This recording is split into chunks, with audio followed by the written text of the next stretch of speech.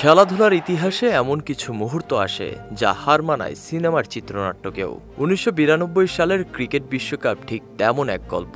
খাদের কিনারা থেকে ফিরে এসে ইনজুরি আর বাজে ফর্মকে বুড়ো আঙ্গুল দেখিয়ে একটি দল বিশ্ব চ্যাম্পিয়ন হলো। তার নেপথ্যের নায়ক ছিলেন একজনই, তিনি কাপ্তান ইমরান খান। আজ আমরা ফিরে দেখব মেলবোর্নের সেই সোনালী বিকেল।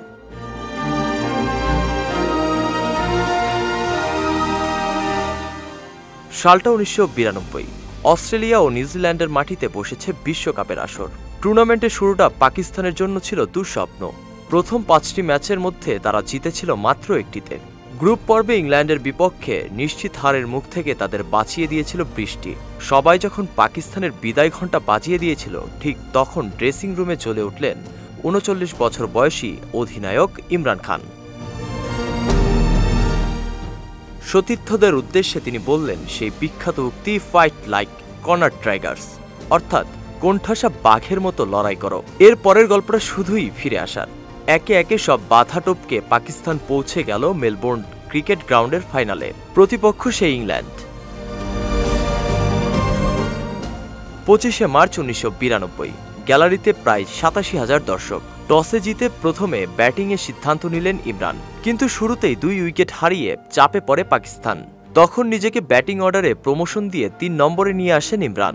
জাভেদ মিয়াঁদাদের সঙ্গে গড়লেন ১৩৯ রানের একটি দুর্দান্ত জুটি। অধিনায়কের ব্যাট থেকে এলো ঝকঝকে ৭২ রান। পাকিস্তান স্কোরবোর্ডে জমা করল লড়াকু ২৪৯ রান। রান তাড়া করতে নেমে ইংল্যান্ডও এগোচ্ছিল সতর্কভাবে, কিন্তু ম্যাচের মোড় ঘুরিয়ে দিলেন তরুণ ওয়াসিম আকরাম। রিভার্স সুইংয়ের জাদুতে পরপর ২ বলে অ্যালান ল্যাম্ব এবং ক্রিস লুইসকে ফিরিয়ে দিয়ে ইংল্যান্ডের মেরুদণ্ড ভেঙে দেন তিনি। ম্যাচের শেষ দৃশ্যপটেও আবারও সেই ইমরান খান বল হাতে নিজেই তুলে নিলেন ইংল্যান্ডের শেষ উইকেট রিচার্ড ইলিংওয়ার্থকে। ২২ রানের জয়ে প্রথমবারের মতো বিশ্ব চ্যাম্পিয়ন হল পাকিস্তান।